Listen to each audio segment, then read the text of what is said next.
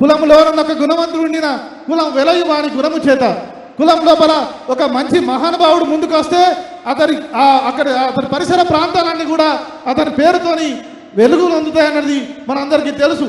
ఈ జాతిలో పుట్టినటువంటి మహనీయుడు పూలే వల్ల మహారాష్ట్రలో వచ్చినటువంటి గొప్ప సామాజిక సాంఘిక సంస్కరణోద్యమాల కారణంగా ఇవాళ దేశవ్యాప్తంగా కూడా బీసీలనే కాదు మొత్తం అణగారిన వర్గాలందరూ కూడా ఆత్మగౌరవ పోరాటాల వైపు ముందుకు సాగుతున్న సంగతిని మనం గుర్తు చేసుకుంటూ ఉన్నాం. ఇవాళ దేశం లోపల జరుగుతున్నది ఏమిటయ్యా అంటే సామాజికోద్యమాల యుగం నడుస్తూ ఉన్నది. ఆ యుగానికి నడుస్తున్న కాలంలో మేము సైతం మనకు కదిలి వచ్చిన ప్రతి ఒక్కరికి వేదిక కృతజ్ఞతలు తెలియజేస్తూ ఉన్నది. అదేవిధంగా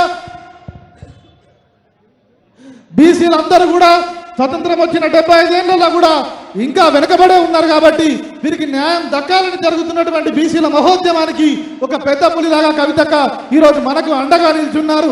ఇవాళ వారి ఆధ్వర్యం లోపల మొత్తం తెలంగాణ లోపల అన్ని జిల్లాల లోపల బీసీలకు రిజర్వేషన్ల కోసము స్థానిక సంస్థల్లో ప్రాతినిధ్యం కోసము అసెంబ్లీలో పూలే విగ్రహాన్ని పెట్టాలని చెప్పేసి మనం ఒక గొప్ప రౌండ్ టేబుల్ ఉద్యమాలను పెట్టి రాష్ట్రం మొత్తం చుట్టి రావడం జరిగింది. ఇది మాత్రమే కాదు, గతం లోపల సమైక్యాంధ్ర కాలంలోనే అసెంబ్లీలో బాబాసాహెబ్ అంబేద్కర్ విగ్రహాన్ని పెట్టాలి, బడుగుల జీవితాల్లో సూర్యుడిగా ఉండి వెనకబడ్డ ప్రతి వర్గానికి ఒక సూర్యుడై నిలిచి వెలుగులు పంచిన ఆ మహనీయుడి విగ్రహాన్ని పెట్టుకొని గౌరవించుకోవాలన్న లక్ష్యంతో మనం చేసిన ఉద్యమం కారణంగానే ఆ రోజు ఉమ్మడి ఆంధ్రప్రదేశ్ ప్రభుత్వం మెడలు వంచి మనం అంబేద్కర్ విగ్రహాన్ని సాధించుకోవడం జరిగింది.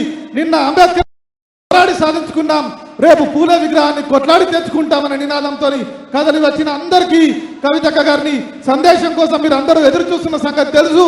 సోదరులారా, ఉదయం నుంచి కూడా అదే ఉత్సాహం, ఎక్కడ కూడా ఇసుమంతైనా తగ్గకుండా పోరాట స్ఫూర్తిని పుణికిపుచ్చుకొని ఉద్యమాలను తమ సద్దిముట్టల్లో కట్టుకొని యూనివర్సిటీలో మెట్లెక్కినటువంటి విద్యార్థులందరూ కూడా కదిలి వచ్చారు ఇక్కడికి.